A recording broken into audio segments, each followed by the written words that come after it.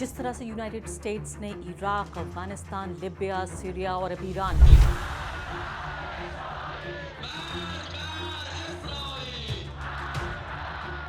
क्या वाकई ये जो मौजूदा सरकार है वो ईरान को महान बना सकती है या नहीं। इसने ईरान के 3 मुख्य जो ठिकाने हैं उन पर बमबारी की है कि हम ईरान से जंग नहीं कर रहे हैं, हम ईरान के परमाणु कार्यक्रम से लड़ रहे हैं। नमस्कार, द वायर में आपका स्वागत है। मैं हूं आरफा खानम शेरवानी। झूठ के आधार पर टिका हुआ साम्राज्य, ये है पिछले 25 साल की कहानी। मैं 100-200 साल का इतिहास नहीं बता रही हूँ, सिर्फ पिछले 25 साल की कहानी, यानी हमारे और आपकी ज़िंदगी, हमारे आपकी लाइफ टाइम में जिस तरह से यूनाइटेड स्टेट्स ने इराक, अफगानिस्तान, लिबिया, सीरिया और अब ईरान पूरे तरीके से झूठ पर टिका हुआ ये साम्राज्य है, युद्ध का पूरा कारोबार है। आपको याद होगा कि किस तरीके से इराक में ये कहा गया कि वेपन्स ऑफ मास डिस्ट्रक्शन हैं, यानी कि वो हथियार जो पूरी तरीके से बड़े तरीके से तबाही ला सकते हैं, मास डिस्ट्रक्शन कर सकते हैं। उसके बाद इराक पर हमला किया गया और किस तरह से तबाह कर दिया उस पूरे देश को, हज़ारों साल पुराने सिविलाइजेशन को। उसके बाद अफ़गानिस्तान पे हमला किया गया, कहा कि उसामा बिन लादेन वहाँ पर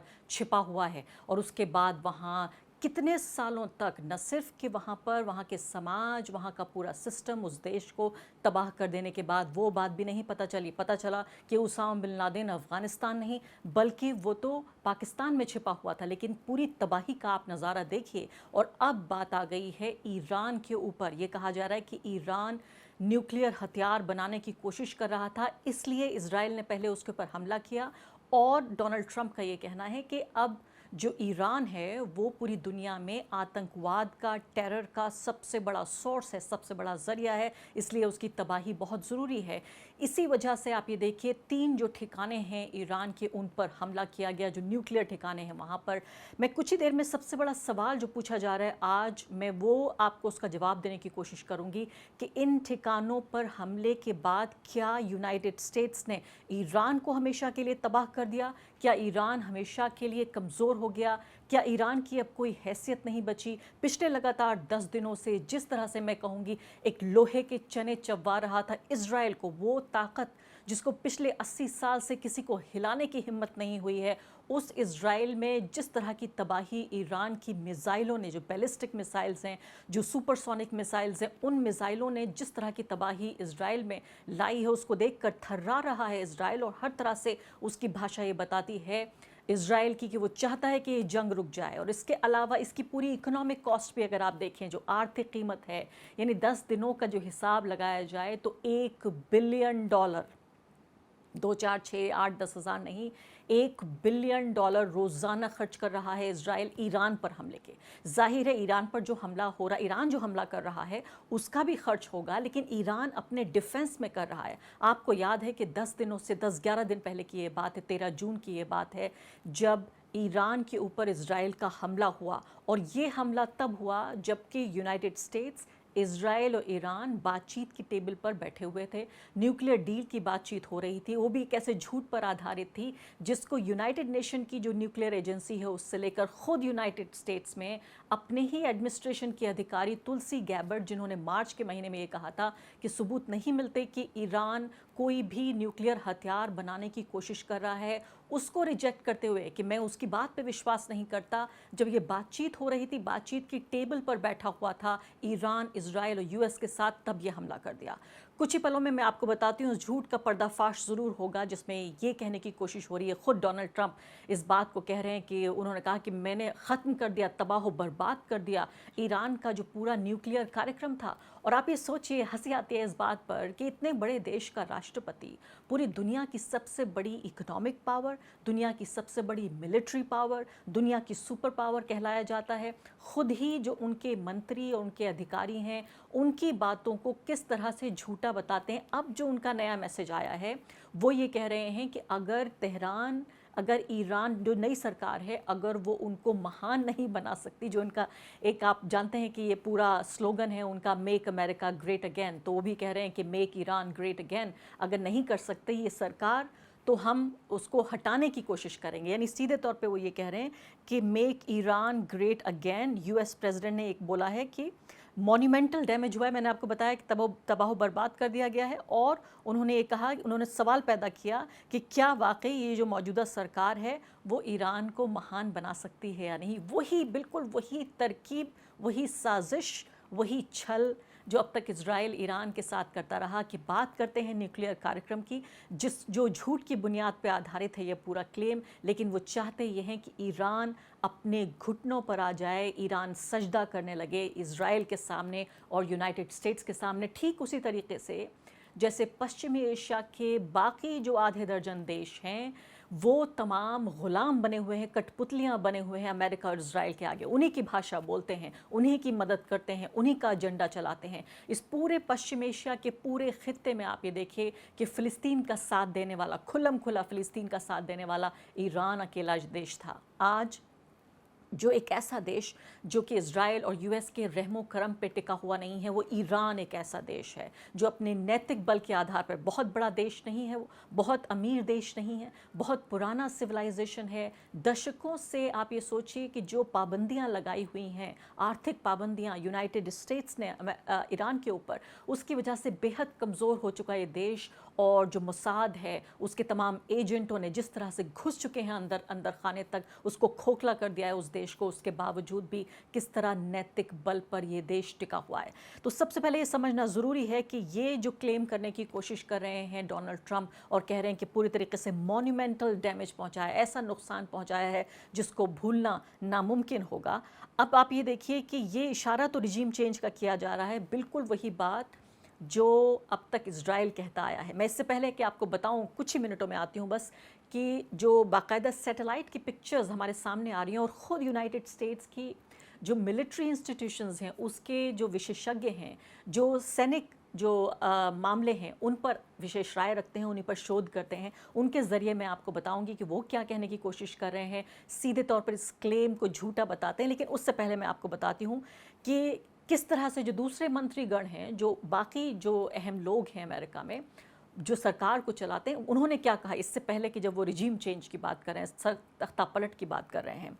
आप ये देखिए कि जो रक्षा मंत्री हैं उन्होंने कहा कि इस मिशन का मकसद सरकार बदलना नहीं था और ना ही है, बल्कि एक सटीक हमला था जो ईरान के परमाणु कार्यक्रम को निशाना बना रहा था। यानी वो कह रहे हैं बहुत प्रिसाइज हमला हमने किया है, हमारा मकसद यहाँ ईरान को छेड़ना नहीं है, हमारा मकसद यहाँ सरकार बदलना नहीं है। रक्षा मंत्री ये कह रहे हैं, कुछ ही घंटों पहले का ये उनका बयान है। इसके बाद आप ये देखिए कि उपराष्ट्रपति क्या कह रहे हैं। उपराष्ट्रपति सीधे तौर पर इंटरव्यू के दौरान उन्होंने ये कहा कि हम ईरान से जंग नहीं कर रहे हैं, हम ईरान के परमाणु कार्यक्रम से लड़ रहे हैं, जो उनकी न्यूक्लियर प्रोग्राम है हम उससे लड़ रहे हैं, हम ईरान से जंग नहीं कर रहे। ये उपराष्ट्रपति कह रहे हैं। अब विदेश मंत्री का बयान देख लीजिए। विदेश मंत्री मार्को रूबियो क्या कह रहे हैं कि हम ईरान में जंग नहीं चाहते। ये तीनों जंग के खिलाफ बात कर रहे हैं। ये तीनों ये कह रहे हैं कि हमारा ईरान से कोई दुश्मनी नहीं है, अगर ईरान अपना न्यूक्लियर ये कार्यक्रम अगर रद्द कर दे तो हमारी कोई दुश्मनी नहीं है। अब इसके बाद यानी अब न्यूक्लियर कार्यक्रम से बाहर जाके डोनाल्ड ट्रंप का जो छल है वो भी मैं आपको बता रही हूँ, उसको यहाँ पर बेनकाब करना बहुत ज़रूरी है। अब इस दौरान, इससे पहले अब ये देखिए यहाँ पर आ जाइए कि कौन कौन सी ठिकाने ऐसे हैं जहाँ पर अमेरिका ने हमला किया और कितना नुकसान हुआ। उसके बाद मैं आपको ये भी बताऊंगी कि ईरान की रणनीति क्या है। पूरी दुनिया में इस वक्त हेडलाइन से छप रही हैं कि हम ये देखना चाहते हैं कि क्या ईरान अमेरिका के जो ठिकाने हैं, जो बेस जिसे कहा जाता है, मिलिट्री बेस, सेना के जो ठिकाने हैं, क्या उन पर हमला करेगा जो कि पश्चिम एशिया में है, यानी कि ईरान की रेंज में है। ईरान की मिसाइलों के ज़रिए या ईरान के लड़ाकू जहाज़ वहाँ पहुँचेंगे, होगा क्या आखिर, ये सब जानने की कोशिश कर रहे हैं। इजराइल के ऊपर ईरान और ईरान के ऊपर इजराइल दोनों हमले कर रहे हैं और उसमें कितना नुकसान हो रहा है वो भी मैं आपको बताऊँगी। लेकिन किन किन ठिकानों को निशाना बनाया गया ये आपको समझना ज़रूरी है। ये समझने से पहले कि नुकसान कहाँ पर हुआ है, मैं आपको बाकायदा बयानात पढ़ के सुनाऊंगी उन लोगों के जो अमेरिका में बैठे हुए, जो मिलिट्री वहाँ के इंस्टीट्यूशंस हैं वहाँ पर रिसर्च करते हैं, और अमेरिकी जो सरकार यानी कि जो डोनाल्ड ट्रंप हैं, जो दावा कर रहे हैं, जीत का जो झंडा उन्होंने बुलंद किया है, झंडा जो गाड़ दिया है, उसको सीधे तौर पर धता बताते हैं। ट्रंप ने ईरान के 3 मुख्य जो ठिकाने हैं उन पर बमबारी की है, ये आप जानते हैं। फोर्डो है, फ्यूल एनरिचमेंट प्लांट है, ये काफ़ी सुरक्षित माना जाता है, ज़मीन के नीचे काफ़ी धसा हुआ बना हुआ है, काफ़ी नीचे बना हुआ है। यूरेनियम संवर्धन केंद्र है, एनरिचमेंट के लिए बनाया गया है। और जो कुम वहाँ का एक तरह से सबसे ज़्यादा महत्वपूर्ण शहर है, और मैं ख़ुद 2009 में कुम शहर वहाँ जा चुकी हूँ, एक जर्नलिस्ट डेलीगेशन का मैं हिस्सा थी। कुम शहर जाके मैंने देखा, काफ़ी देखने में पिछड़ा इलाका लगता है, लेकिन माना ही जाता है कि वहाँ के तमाम जो धार्मिक नेतृत्व है वो वहीं कुम में ही वास करता है। कुम के पास ये जगह है फोर्दो, जहाँ पर ये न्यूक्लियर एनरिचमेंट का जो प्रोग्राम है, जो ईरान लगातार ये कहता रहा है कि वो शांति के उद्देश्यों के लिए, नागरिक उद्देश्यों के लिए इस न्यूक्लियर जो प्रोग्राम है उसका वो इसीलिए है। और जाहिर है दुनिया का तमाम जो कायदे कानून है, चाहे वो यूनाइटेड नेशंस हो या IAEA हो, उन सब के तहत किसी भी देश को हक है कि वो शांतिपूर्ण मकसद के लिए, नागरिक मकसद के लिए, वो आम लोगों की भलाई के लिए वो इसका एनरिचमेंट कर सके। दूसरा है नतांज न्यूक्लियर फैसिलिटी है, ईरान का ये ख़ास यूरेनियम संवर्धन केंद्र माना जाता है। देश के मध्य भाग में जो इस्फ़हान, बहुत खूबसूरत शहर है इस्फ़हान, जिसको कहा जाता है आधी दुनिया की खूबसूरती इस्फ़हान में है और आधी दुनिया की बाकी की दुनिया में है। यानी आधी दुनिया की खूबसूरती सिर्फ इस शहर में है, इस्फ़हान जिसको कहा जाता है। वहाँ के पास ये नतांज नाम की न्यूक्लियर फैसिलिटी है। इस्फ़हान न्यूक्लियर टेक्नोलॉजी सेंटर है, ये भी एक अहम अनुसंधान है और यूरेनियम जो रूपांतरण होता है, जो ट्रांसफॉर्मेशन होता है, उसका केंद्र है और इस्फ़हान शहर के दक्षिण में ये यहाँ पर मौजूद है। तो मैं आपको बता रही हूँ कि किस तरह से अमेरिका के राष्ट्रपति डोनाल्ड ट्रंप ने जीत का झंडा गाड़ दिया है, कि तबाह बर्बाद हो चुका है, मॉन्यूमेंटल डैमेज हो चुका है जो ईरान के न्यूक्लियर ठिकाने हैं उनको लेकर, न्यूक्लियर कार्यक्रम है उसको लेकर। लेकिन जो वहाँ स्वतंत्र विशेषज्ञ हैं वो क्या कहते हैं, इसको सुनिए आप। ईरान का परमाणु कामकाज अभी भी काफ़ी हद तक जारी है, ये जेफरी लुइस कह रहे हैं और उनका बयान मैं पढ़ के सुनाना चाहती हूँ। ये रिपोर्ट भी आप सामने देख लीजिए। आखिर में कुछ बहुत अहम जगह हैं जिन्हें निशाना नहीं बनाया गया। अगर हमला यही ख़त्म होता है तो ये अधूरा है। यानी कि ये कहने की कोशिश नहीं कर रहे हैं कि ये सही है, गलत है, कानूनी है, गैर कानूनी है। हालांकि मैं आपको ये बताना चाहती हूँ कि NPT के मुताबिक जो नॉन प्रोलिफरेशन ट्रीटी है, यानी कि जो दुनिया के जो कायदे कानून हैं उसके मुताबिक भी आप न्यूक्लियर ठिकानों पर हमला नहीं कर सकते। कोई भी एक देश दूसरे देश का अगर ये भी उसके ऊपर इल्ज़ाम है कि वो बना रहा है, तब भी आप हमला नहीं कर सकते, क्योंकि जो रेडिएशन उससे उत्पन्न होगा उसका कोई बाउंड्री नहीं होती, उसकी कोई ज्योग्राफी नहीं होती। तो अगर आप उस देश को पनिश करने की, सज़ा देने की कोशिश कर रहे हैं, इससे पूरी इंसानियत को आप सज़ा देने की कोशिश कर रहे हैं, तो उसके मुताबिक भी ये गैर कानूनी है। अब आगे बढ़िए, वो ये कह रहे हैं कि उनका ये कहना है कि ईरान का जो एनरिचमेंट हुआ है ये इस कार्यक्रम का, वो जो यूरेनियम है जिसको एनरिच किया जाता है, यूरेनियम अपने आप में बहुत ख़ास चीज़ नहीं है जब तक उसका संवर्धन कर कर उसे किसी एक अच्छे मकसद या दूसरे बुरे मकसद के लिए इस्तेमाल ना किया जाए। अभी बचा हुआ है, आज भी ईरान के पास वो यूरेनियम है और हमें नहीं पता वो कहाँ रखा हुआ है, ये वो कह रहे हैं। डेविड ऑलब्राइट भी इस बात से सहमत नज़र आते हैं। दूसरा आप ये कोट पढ़िए, अमेरिकन मीडिया को ही मैं कोट कर रही हूँ यहाँ पर। हमें ये मानना होगा कि बहुत सारा जो एनरिच यूरेनियम है वो अब भी मौजूद है, इसलिए मामला अभी ख़त्म नहीं हुआ है। इन विशेषज्ञों की राय ट्रंप सरकार के दावों से बिल्कुल अलग है, जो हमले को बड़ा सफल करके बता रहे हैं। और इसके अलावा आप ये देखिए कि पूरे, यानी खुद यूनाइटेड स्टेट्स में बेस्ड, यहाँ पर कैलिफोर्निया में बेस्ड जो मिडलबरी इंस्टीट्यूट है, उसके ये दोनों एक्सपर्ट्स हैं जिनको मैं यहाँ पर कोट कर रही हूँ, जिनके ज़रिए पता चलता है कि सीधे तौर पर खुद ही उनके एक्सपर्ट इस बात को बता रहे हैं। दूसरे ये भी हुआ कि IAEA ने ये बात कही कि रेडिएशन के कोई संकेत नहीं मिलते, यानी अगर आपने उस न्यूक्लियर फैसिलिटी को अटैक किया और रेडिएशन नहीं हुआ। यहाँ पर खबरें ये भी आ रही हैं कि क्या ईरान ने इससे पहले, अल जज़ीरा की अगर आप ये रिपोर्ट देखें तो सीधे तौर पे पता चलता है कि जो एक्टिविटी है इस पूरे हमले से ठीक पहले, कुछ घंटे पहले एक्टिविटी यहाँ पर साफ तौर पे नज़र आ रही है। इस नक्शे के मुताबिक आप देख रहे हैं यहाँ पर ये कारें चलती हुई नज़र आ रही हैं, यानी कि ऐसा भी हो सकता है कि यूरेनियम को ईरान ने अगर वहाँ मौजूद था तो उसको दूसरे ठिकाने पर शिफ्ट कर दिया। इस बात के कोई पुख्ता सबूत नहीं है, लेकिन अल जज़ीरा की रिपोर्ट साफ तौर पर ये सैटेलाइट इमेजेस को दिखाकर ये बताने की कोशिश कर रही है कि क्या ये जो मूवमेंट था ये इसीलिए हुआ। और ये भी कहा जा रहा है एक्सपर्ट्स के ज़रिए कि ये मुमकिन है कि इस यूरेनियम को आप 10-12 कारों में रख कर, यानी उन वाहनों में रख कर भी आप इन्हें भेज सकते हैं, अलग कर सकते हैं।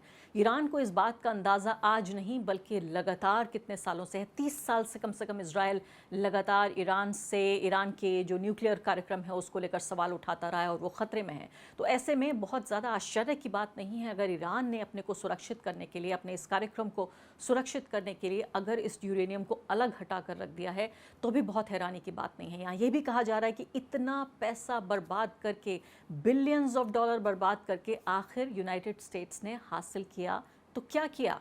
क्या यही जो ज़मीन में सुराख नज़र आ रहे हैं इस मैप के ज़रिए, आप ये देखिए सैटेलाइट जो इमेजेस हैं, क्या यही सिर्फ हासिल हुआ है? तो अभी इस बात को लेकर कोई भी एक तरह से सुनिश्चित तरीके से ये नहीं कहा जा सकता, लेकिन ये बात ज़रूर सुनिश्चित तरीके से कही जा सकती है कि ईरान में ईरान की सरकार को लेकर एक बड़ा समर्थन नज़र आ रहा है। ये तस्वीरें मैं चाहती हूँ आप ये देखें कि एक तरफ हम देख रहे हैं कि यूनाइटेड स्टेट्स ऑफ अमेरिका में, लैटिन अमेरिका में, पाकिस्तान में, बाकी मिडल ईस्ट में यानी पश्चिम एशिया के जो कई देश हैं उनमें विरोध प्रदर्शन हो रहा है ईरान के ऊपर इस हमले के ख़िलाफ़।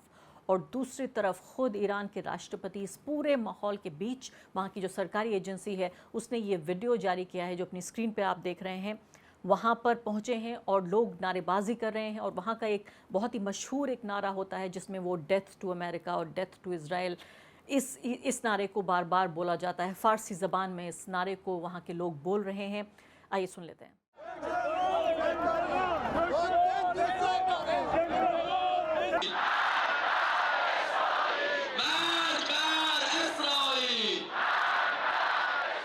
और इस हमले से ठीक पहले भी जिस तरह के वीडियोस जारी किए जा रहे हैं ईरान की तरफ से, ईरान की सड़कों का अगर एक जायज़ा लें कि इस वक्त ईरान की जनता अपनी सरकार को, अपने देश को किस तरह से देख रही है ऐसे वक्त में जबकि दुनिया की सबसे बड़ी ताकत उस पर हमला कर रही है, हमला कर चुकी है और इसके अलावा सरकार बदलने की कोशिश कर रही है। ये तस्वीरें भी उनकी तरफ से जारी हो रही हैं और इन तस्वीरों को दिखाना इसलिए भी बहुत ज़रूरी है कि ईरान पूरी दुनिया में अगर कोई एक ऐसा देश है जिसको सबसे ज़्यादा नेगेटिव प्रेस मिलता है पश्चिमी देशों के मीडिया का, वो है ईरान। ईरान को सबसे ज़्यादा न सिर्फ कि नेगेटिव प्रेस बल्कि उसका जिस तरह से एक शैतानीकरण, एक दैत्यकरण, डीमोनाइज करने की जो लगातार कोशिश हुई है, यह अभी का नहीं दशकों पुराना पश्चिमी देशों का ये एजेंडा है ईरान को एक दुश्मन, एक ईवल, एक शैतान की तरह पेश करने का। इसलिए भी ज़रूरी है कि चाहे तस्वीरें सरकारी हैंडल्स के ज़रिए ही जारी की गई हैं, इनको देखना ज़रूरी है कि ये बताने की ये कोशिश कर रहे हैं। तो पूरी दुनिया में अब इसको लेकर एक तरह की फ़िक्र पैदा हो रही है। आप ये देखिए अल जज़ीरा ने ये वीडियो जारी किया है, जो डैशबोर्ड का जो कैमरा होता है कार का, उसके ज़रिए ये रिकॉर्ड किया गया वीडियो है जिससे ये पता चलता है कि कितनी तबाही इज़राइल में आ रही है। एक आंकड़े के, एक एस्टिमेट के मुताबिक ये बताया जा रहा है कि जो तेल अवीव है, राजधानी है इज़राइल की, वो बताया जाता है कि 1/3 हद तक तबाह हो चुकी है या उसमें नुकसान पैदा हो चुका है। इस तरह के एस्टिमेट्स भी सामने आ रहे हैं। ये वीडियो आप देखिए।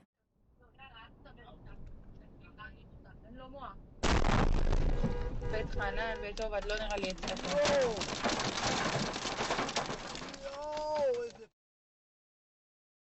तो ईरान का ये कहना है फ़िलहाल कि अब तक 400 से ज़्यादा लोग मारे जा चुके हैं, जिसमें 13 बच्चे भी हैं, 3000 से ज़्यादा लोग घायल हैं। इज़राइल उस तरफ रो रहा है, यानी 50,000 से ज़्यादा लोगों की पिछले 21 महीने में फ़िलिस्तीनियों की हत्या करने के बाद अब ये कह रहा है कि हमारे ऊपर जुल्म हो रहा है, हमारे ऊपर हिंसा हो रही है। लेकिन जो आंकड़ा है लोगों की मौत का जो इज़राइल ने जारी किया है वो 24 लोगों का है, एक तरफ 24 और एक तरफ 400। हालांकि आप ये देखिए कि ये भी कहा जाता है कि भाई इज़राइल जो है वो छोटा देश है, उसकी तुलना में अगर ईरान की आबादी देखें तो 10 गुना ज़्यादा आबादी है। क्या ये एक वजह है कि ज़्यादा लोग मारे गए हैं या इज़राइल ज़्यादा नुकसान पहुँचा रहा है, इसलिए ईरान के ज़्यादा लोग मारे जा रहे हैं? तो तेहरान की राजधानी में ज़ोरदार धमाकों की खबरें भी आई हैं और इज़राइल ने सरकार और सैन्य ठिकानों पर भी हमले किए हैं। ईरान ने भी लगातार मिसाइलों और ड्रोन से इज़राइल के कई शहरों पर जवाबी हमला किया है। इसके अलावा अब यहाँ पर ख़बर ये भी है कि रूस पहुँच चुके हैं। ईरान के जो विदेश मंत्री हैं, और अब ये माना जा रहा है, अंतर्राष्ट्रीय जानकार ये कह रहे हैं कि जो विदेश मंत्री अब्बास अरगची के वहाँ पहुँचने के बाद, मॉस्को पहुँचने के बाद व्लादिमीर पुतिन से उन्होंने पहुँचे हैं और साझा ख़तरे यानी कि दोनों रूस और ईरान को जो यूनाइटेड स्टेट्स से या इज़राइल से जो ख़तरा है उसकी दोनों ने चर्चा की है। तो साझा ख़तरे पे बातचीत की है। क्या अब ये माना जाए कि अब जो अगला कदम तय होगा ईरान का वो रूस से बातचीत के बाद तय होगा? इसके अलावा चीन भी जिस तरह के बयान दे रहा है, उसने कहा है कि इस जंग के स्पिल होने यानी बिखर जाने, यानी जिस तरह से इसको लिमिटेड हमला बताने की, एक सीमित हमला बताने की कोशिश हो रही है, उससे बाहर जाने की पूरी संभावना है। तो ये पूरी दुनिया की राजनीति जिस तरह से प्रभावित हो रही है, मैं कहूँगी कि झूठ की बुनियाद पर जिस तरह से इस हमले को किया जा रहा है, इससे कहीं ना कहीं एक बहुत ही अस्थिरता, बहुत ही असुरक्षा, एक डर और खौफ का माहौल पैदा होता है, चाहे नुकसान इज़राइल को हो रहा है, चाहे नुकसान ईरान को हो रहा है, चाहे वो नुकसान जिसकी एक तरह से एक आशंका जाहिर की जा रही है कि ईरान क्या अब यूएस के जो अलग अलग बेस हैं उन पर हमला करेगा या इज़राइल पे ही लगातार हमले करके इसको बदले की शक्ल में दिखाने की कोशिश करेगा। द वायर पर लगातार इन खबरों के साथ हम आपके सामने हाजिर होते रहेंगे। द वायर के और वीडियोस देखने के लिए सब्सक्राइब करें और बेल आइकन पर क्लिक करें। स्वतंत्र पत्रकारिता की आर्थिक मदद करने के लिए डिस्क्रिप्शन में दिए गए लिंक पर जाएं और अपनी राशि चुनें।